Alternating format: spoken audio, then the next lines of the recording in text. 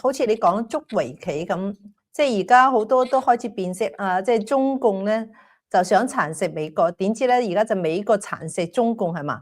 即係我哋睇翻香港人可能比較關心黎智英嘅話題啦。咁啊，Trump 已經講明嚇，咁會喺今次會提黎智英，話舊年我4月份都提過㗎啦。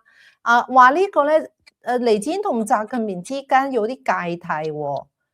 咁就話香港問題唔好處理，咁啊點啊？即係係咪即係黎智英係習近平嘅心病？咁點解即係中共會害怕一個億萬富豪咧？我哋講呢樣嘢咧，點解香港呢樣嘢反而成為即係習近平嘅心病？啊，Trump 就講咗出嚟㗎啦，啊，你起碼習近平冇反對咯，係嘛？我覺得咧，即係中共係會淡化呢件嘢，即係喺嗰個媒體裏邊。就唔會令到領導人尷尬，但係佢可能會利用呢個機會。嗱，習近平上咗台到而家都10幾年，我發覺習近平嘅做法咧，同以前嘅胡溫體制有好大嘅分別。胡溫體制嘅時代咧，無論你係方勵之啊、陳光誠啊嗰啲，佢都會利用嗰啲牌咧，愛嚟做一啲討價還價嘅本錢。即係我而家扣住一個咁嘅意見人士。佢有好多人識嘅，有好多國際嘅輿論嘅支持咧。佢適當時候咧就送佢出嚟咧，咁就可能咧就換翻西方世界對佢減低對佢嘅敵意。但係去到習近平上台咧，大家記唔記得有位劉曉波先生？佢當時本來如果你推測翻以前嘅做法咧，其實佢將劉曉波即係其實都已經係病重嘅劉曉波。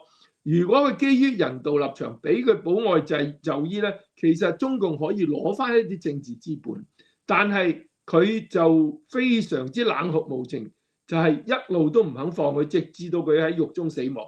咁呢個咧係習近平同以前嘅中共嘅領導人咧有一個好大嘅分別，因為佢可能就係即係正如佢自己講啦，佢托200斤麥子行山路啊嘛。佢係唔會轉駁噶嘛，即係話佢唔會轉彎噶嘛，佢會死牛一邊頸噶嘛。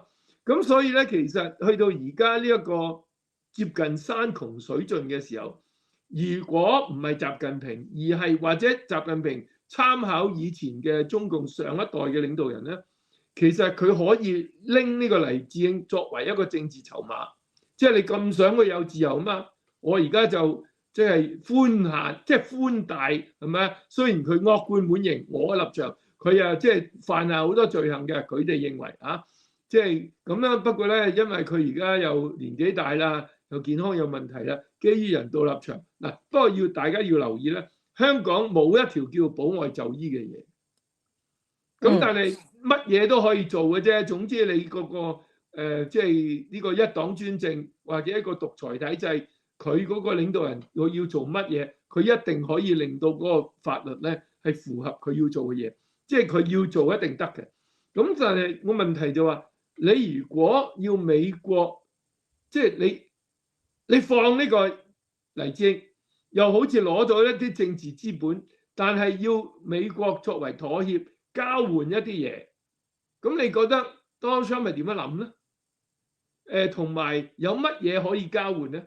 咁呢個我都唔知，我就覺得咧呢個就喺今次嘅會面係唔會發生，因為我頭先嘅分析咧，我自己傾向於咧當中繼續例行公事咁提一提，咁啊即係習近平咧就即係模棱兩可，不予置評就輕輕帶過，咁咧黎智英就繼續坐監嘅，我相信呢個係最可能嘅嘢。